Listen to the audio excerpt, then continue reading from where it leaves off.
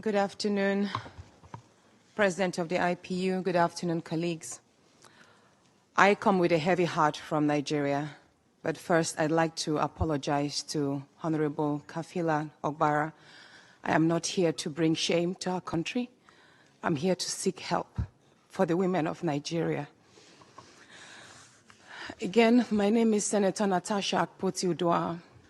5 days ago, on the 6th of March 2025, I was suspended.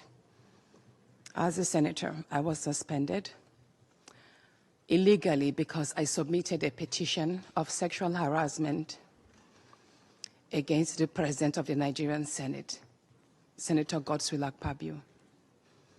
I thought that by submitting the petition, he would recuse himself, and both of us will submit ourselves to the Committee on Ethics, Privileges and Public Petition for a fair and transparent investigation.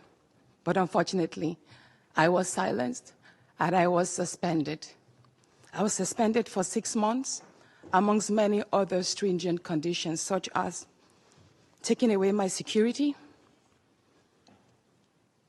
taking away all the officials, vehicles, and other items that were handed over to me as a senator. My salaries will be cut off. I must not appear anywhere near the National Assembly. And for 6 months, I'm not to introduce myself or present myself as a senator locally in Nigeria or internationally. That means I'm here illegally. But I had no other place to go but to come here and speak to you women. Because this is a bigger picture.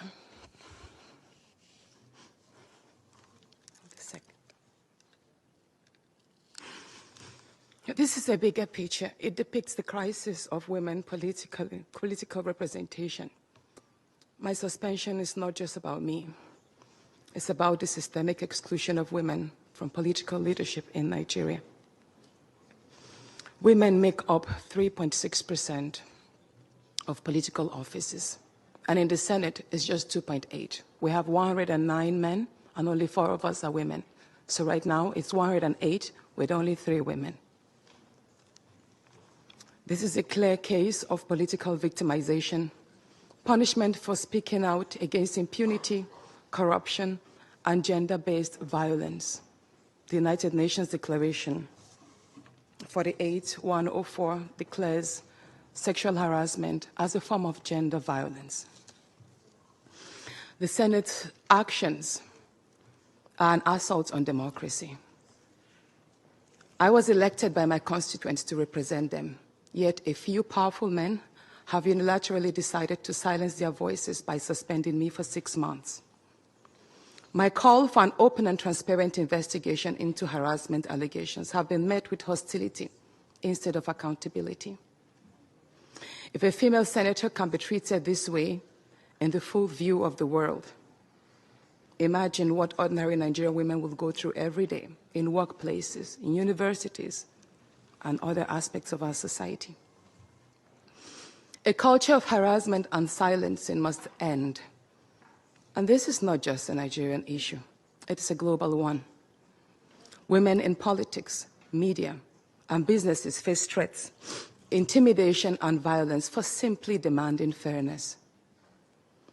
From sex for grades scandals in universities to harassment in workplaces and political spaces, Nigerian women have constantly been forced into silence.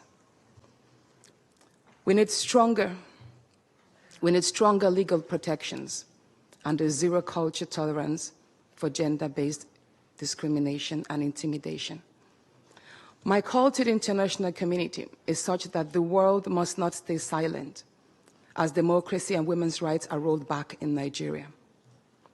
I call on human rights organizations, women movements, and democratic institutions to hold the Nigerian Senate accountable. Nigeria needs global partners to push for women's political inclusion, safety, and protection from political harassment. You may ask, what are my next steps? I will resist the political intimidation.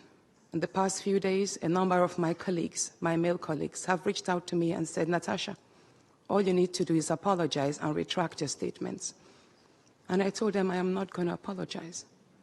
I will not apologize for my truth.